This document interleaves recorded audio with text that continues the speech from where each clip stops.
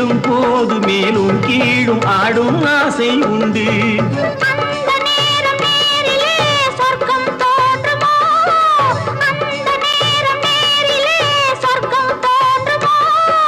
காணாததும் கேளாததும் காதலில் விளங்கிடுமோ?